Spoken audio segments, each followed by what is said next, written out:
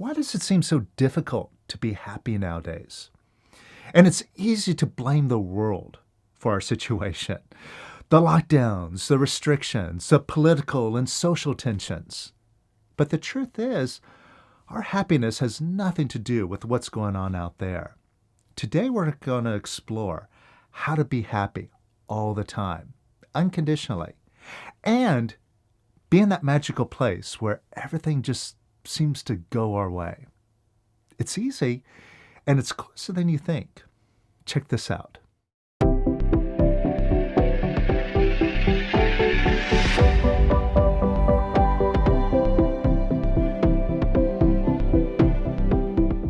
Welcome to the Power of Quiet, showing you how to clear your mind of negativity so that you can feel happy and fulfilled and watch your life just flow with harmony and abundance.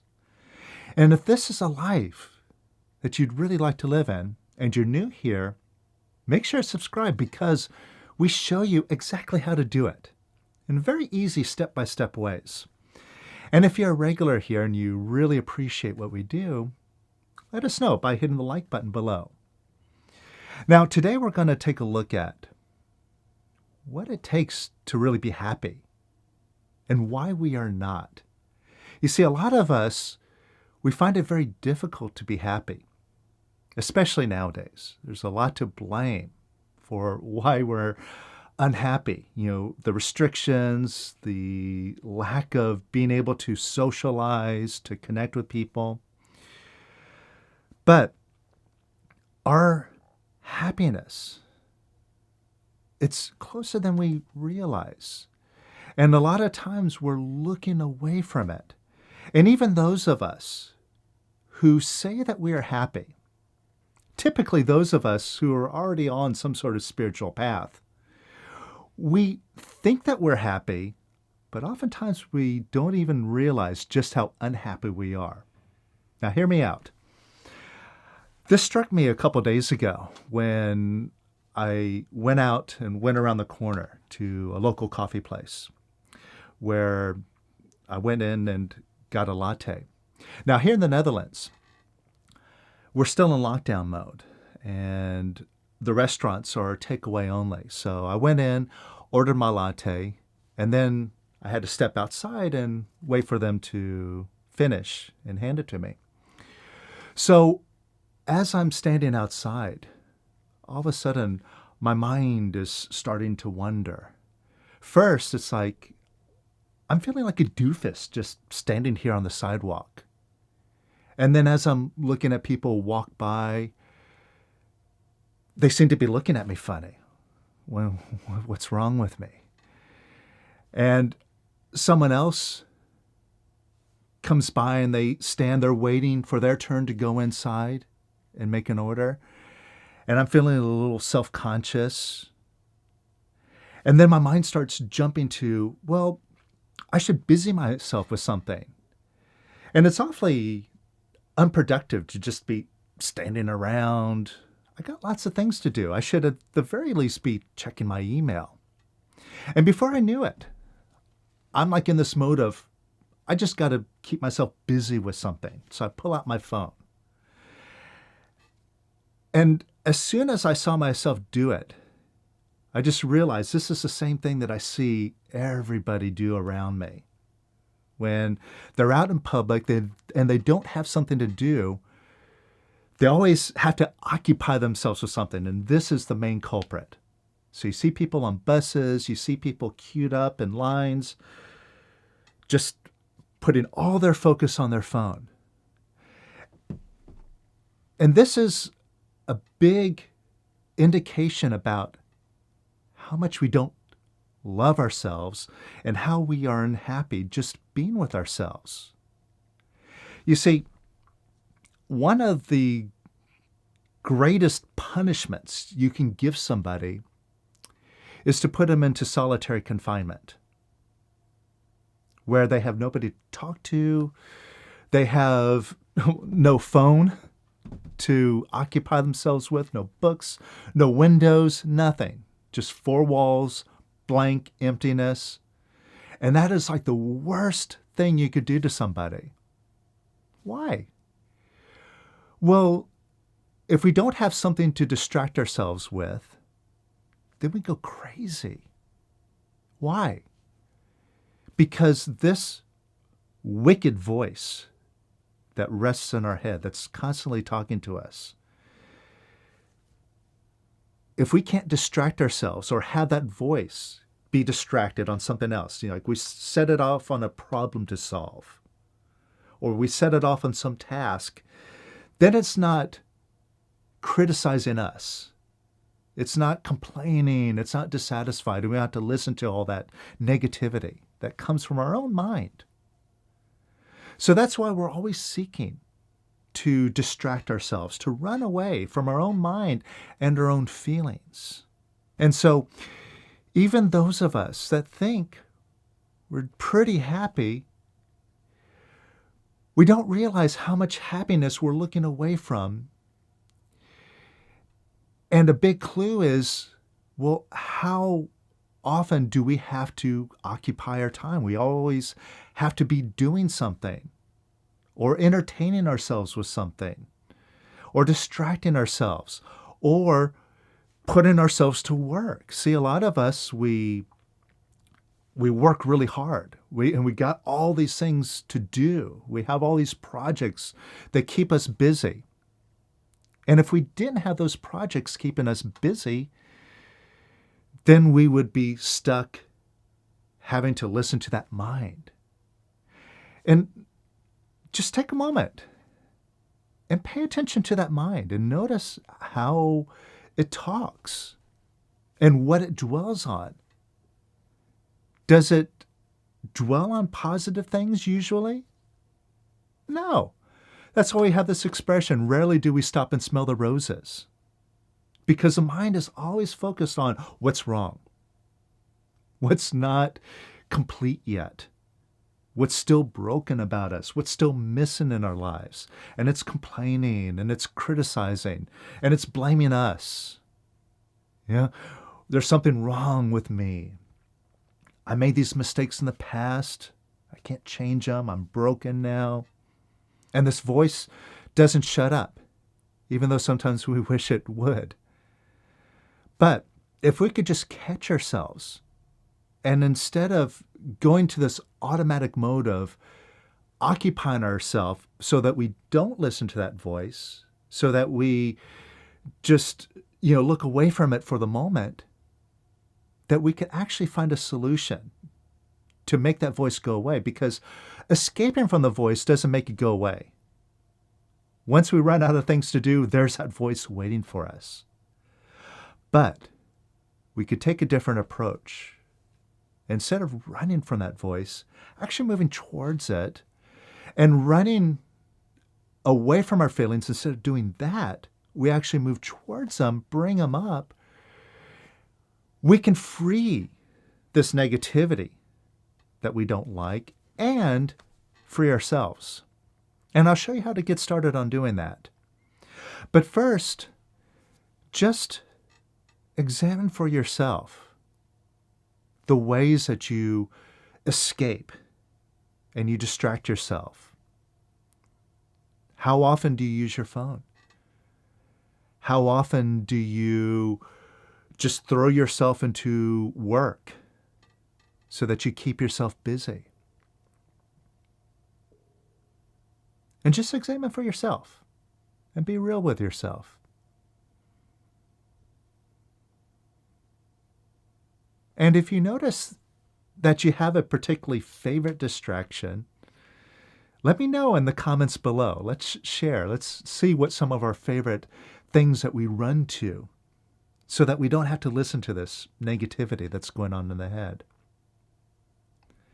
But now that you see how you keep yourself occupied, take a look now at what you accomplish with that. See, have you ever been so busy and kept yourself busy that you got everything done and you're completely satisfied? Or did you just have to find something else to get busy on?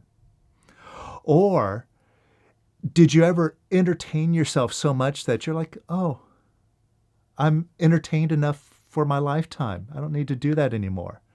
Or do you need something else, right? After you've watched 3 seasons of a great program, now you need to wait for the next season, right? Those seasons already, those aren't good enough. You need more. And you need another program to get into. And there's something else, more, right? So it's like a never-ending game of looking for something. And it's like running on a hamster wheel, running forever, but you never get anywhere. And what is it that you're really looking for? And examine this for a moment. When you go to your favorite escape, maybe it's entertainment or keeping yourself busy, maybe it's a hobby, what is it that you're looking for? It's like a sense of satisfaction, happiness. That's what you're looking for. You're just looking to be happy. And in this moment, hey, if I could just find something that will take me off of my mind, that will distract me from it, then, I feel a little bit happy. But we make a mistake of assigning our happiness to that thing, whether it's like, a Netflix episode or a YouTube video or going onto Facebook saying, this activity makes me happy. Or being productive in my work or doing my hobby. That makes me happy. Does it? Or is it just taking your attention away from that negative mind for a while, focusing on something else for that moment? And for that moment, you're not listening to that negativity. And there, you feel happy. So maybe the happiness just comes from not having that negativity play in your head. But when we run to something, it's a very temporary thing. And we got to run to it again and again and again. And eventually, that thing that makes us happy, it doesn't work anymore. It's like heroin. You take a little bit, and at first a little bit just, not that I've ever done heroin, but, from what I've heard. But then, after a while, you got to take more of it. And then eventually, when you're a heroin addict, you got to take so much, you're like almost at the edge of overdosing just to get a little bit of that experience that you had the first time. And it's the same thing with our entertainment. It's just like heroin. And we got to get more and more of it. And it's, eventually it's never enough.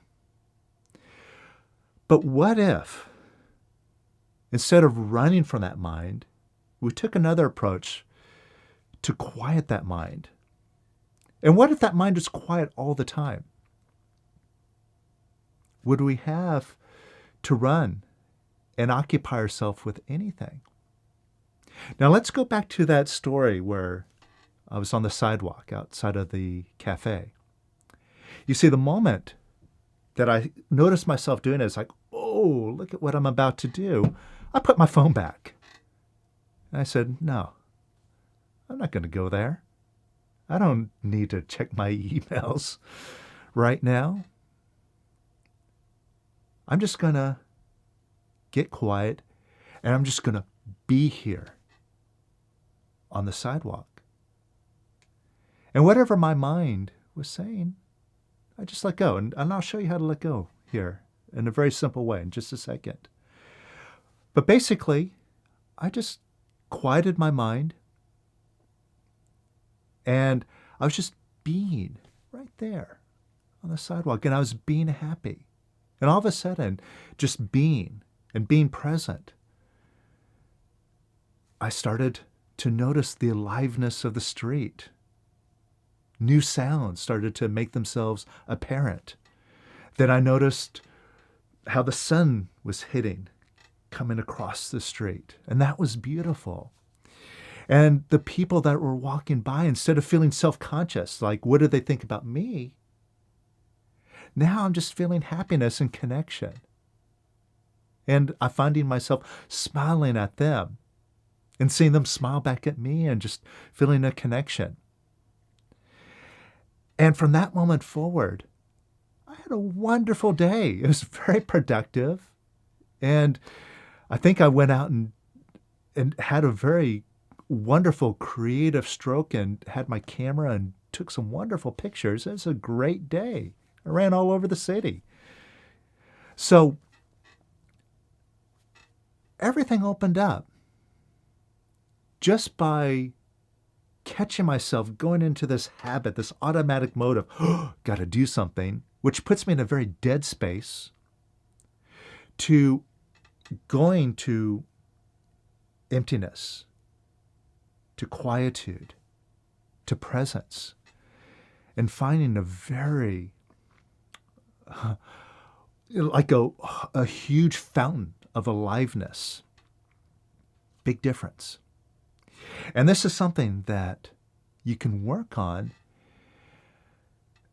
and it'll completely change your life. And it's something that as you continue working on it, it grows. And before you know it, you're living a whole different life where every day is magical. Everything is easy. And it's like everything seems to come to you. And opportunities come to you. And life is just a wonderful adventure every single day. And it all starts with you. So, I'll show you how you can start to make this turn very easily. Now, just think about a situation where you feel kind of out of place, uncomfortable, like, oh, I need to do something. Maybe it's like standing in line. Like, imagine standing in line at the DMV, right? Perhaps you're there for hours and there's nothing interesting to look at, just a bunch of people sitting around. It's kind of like a generic government sort of institutional place, nothing interesting to look at, kind of boring. And then, oh, how could I just sit and be in a place like this? And notice how your mind is quick to start criticizing and saying, oh, I don't want to be here. This is a waste of time. I don't like this. And that's what you don't like. It's not the place, but it's being with that critical mind of yours complaining about the situation. And it's bringing up these negative feelings. Feelings of restlessness, feelings of maybe self-consciousness, even fears that might be coming up.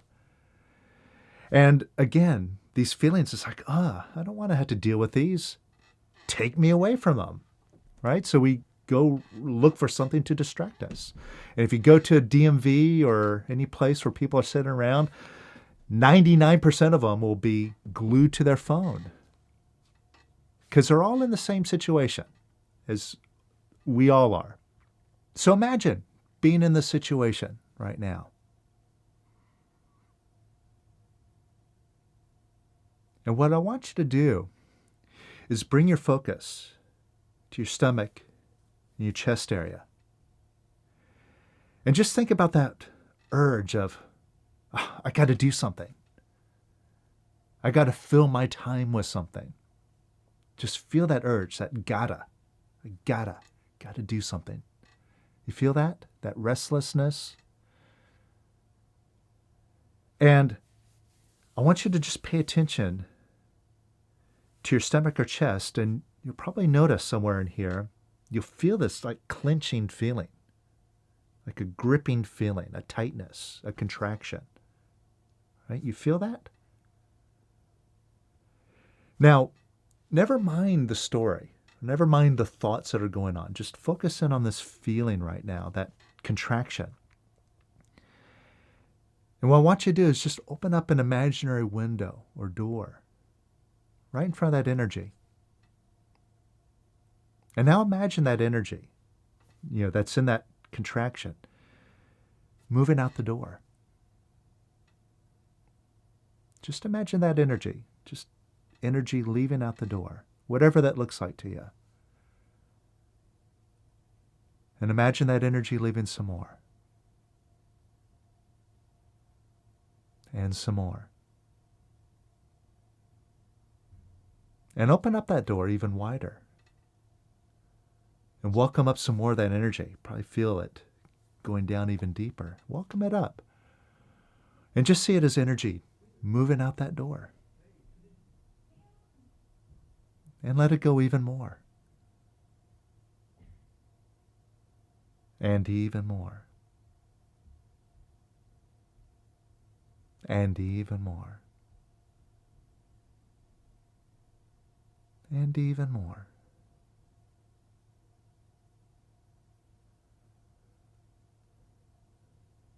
All right? Now notice how you feel.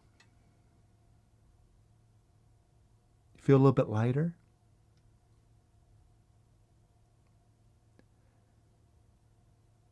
And notice if you feel less of an urge of, oh, I've got to do something.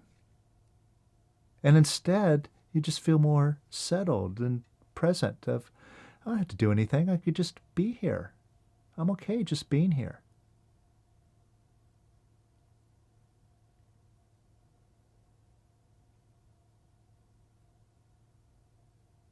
Right? You notice that difference? And again, it's really sometimes just a subtle thing, just a lighter feeling. And notice where this lighter feeling is coming from. It's not coming from anything external to you. It's right inside of you. And it's always been here, right inside of you. And this is the happiness that you're looking for. Now you're just getting a little taste of it. But notice now, when you do feel that urge of, oh, I got to occupy myself with something, how your mind gets activated.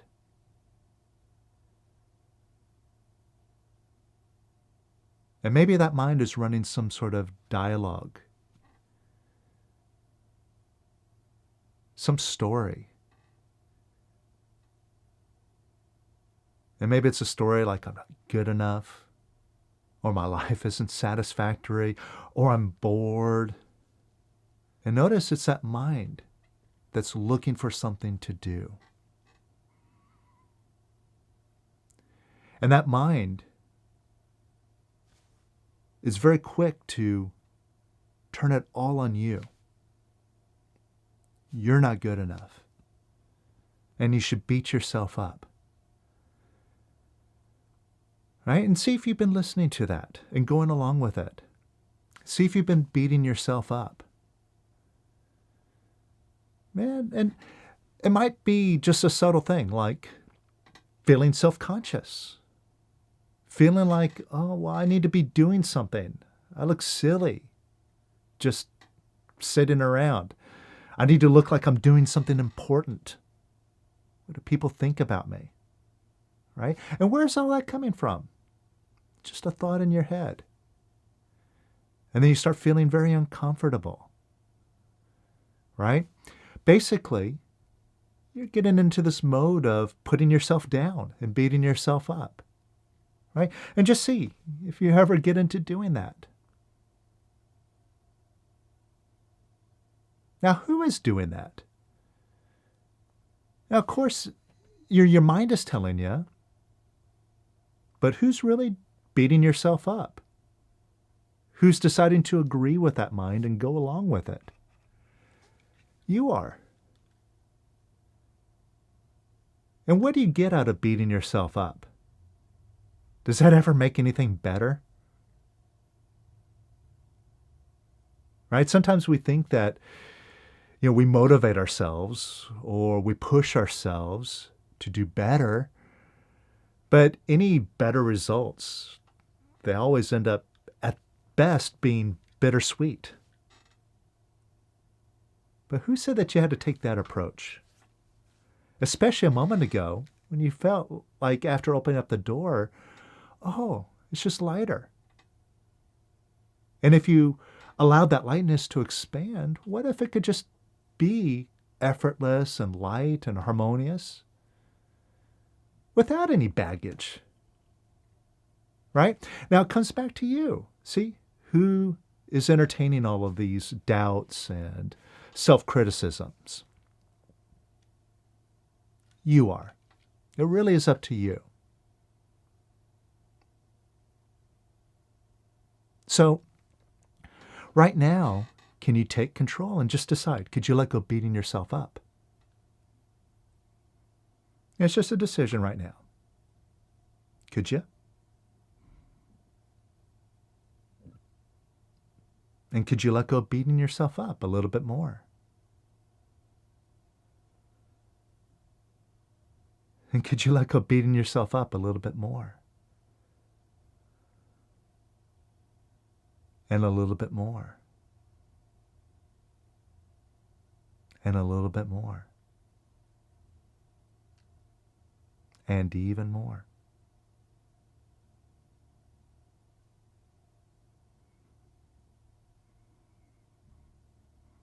And see if you have a compulsion, a need, at least sometimes, to escape.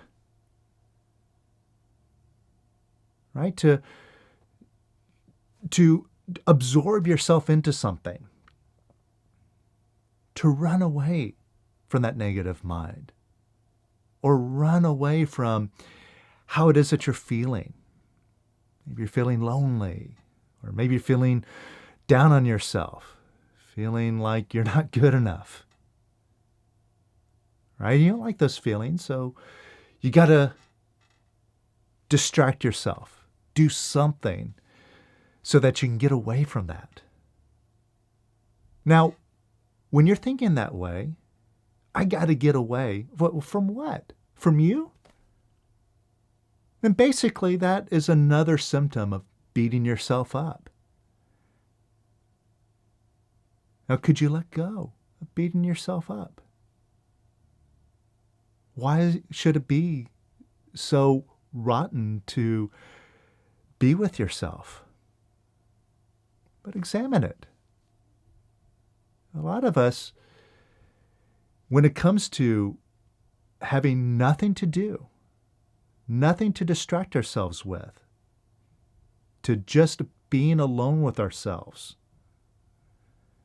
that prospect, at best, is boring. And at worst is totally gruesome. The idea of just being all alone. Right? It's that worst punishment, being in solitary confinement. And why? Now, could you let go of beating yourself up? You're basically saying, I hate being with myself. Right? And that's a decision that you're making. And if you are making that decision, could you let it go? So you could very easily change that decision if it's your decision. So could you let go of beating yourself up? And more. And more. And even more. And even more. And even more. And even more.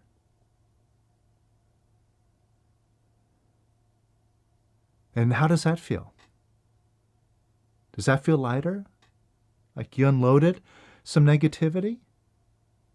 Notice a difference? And see, who did that? See, right now you're proving that you really are in charge. Your phone isn't in charge. Social media isn't in charge. Your mind isn't in charge. You are. And since you're in charge, how about making a smart decision right now? Could you love yourself?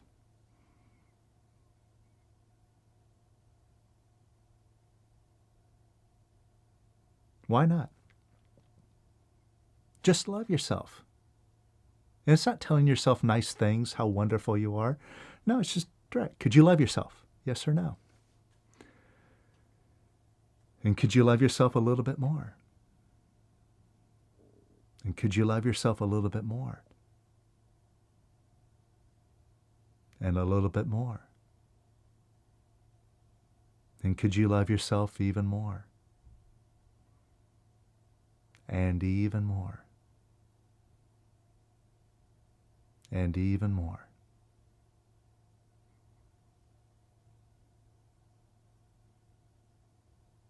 And how does that feel? Pretty good, right? And again, who did that? So now, just take a moment. What I want you to do is just spend a few seconds right now just loving yourself with no strings attached, just loving yourself just because. And also focus on keeping that door open, right? In your stomach or chest. Keep it open, just right now in this moment. If there's any energy there that's either there right now or that comes up, just allow it to pass through that window or door. And just be here for this moment with that door open and loving yourself.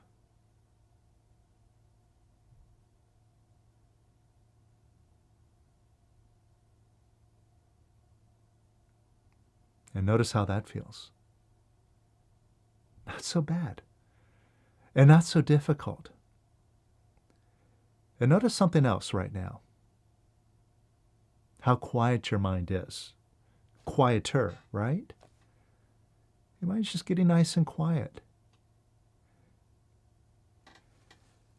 And you didn't have to run away from it. You're just being here right now. And it's because that mind is quiet that you feel so good. Notice that? And now you are doing it actively. You are taking positive steps to quiet the mind instead of taking a negative approach to run away from it, looking for the exact same thing, happiness. But now you're going after it where it is. And as you continue going after this happiness, where it is, by being yourself, being you, not running away from you, then you're going to see all sorts of things just magically happen around you. What you used to blame the world for what's wrong, why you're not succeeding, why you're not happy, has no relevance. All of that's going to go away. And you're going to find yourself in a position where you are in charge. You could have your goals and have them easily and effortlessly. This thing called love, it's what really produces positive results. And it's the only thing that's necessary to produce positive results, all by itself. We don't need any information from the mind. We don't need to have a bunch of strategies, a bunch of skills in order to be a great whatever it is that we want to be great at. Love is the only thing that we need to experience real greatness, to demonstrate real greatness, and basically just be happy and fulfilled and have a wonderful, wonderful life. Try it and prove it out. And if you really want to take a deep dive into this, you got a taste of it, but you want more, then I've got a new 6-week course that's coming up soon called The Power of Love. It's going to show you how to harness this simple solution of love and being able to demonstrate and prove that love is all that you need to do everything that you want in life. And you're going to find that it's the easiest thing to do when you do it. So if you're interested in that, I'll put a link to it right up here and also in the description below. So check it out and see what love can really do in your life. And keep practicing it. Keep practicing keeping that window open and paying attention to when you're clutched up, letting that energy go. And keep paying attention to how and when you feel that need to do something. And what is it that you're running from? What is it that you're trying to achieve? And are you achieving it by going in that direction? Versus what you can discover going in this other direction of love. Check it out and prove to yourself that love really works. All right? So keep it up. Have fun with it. Have fun with releasing. And we'll see you soon.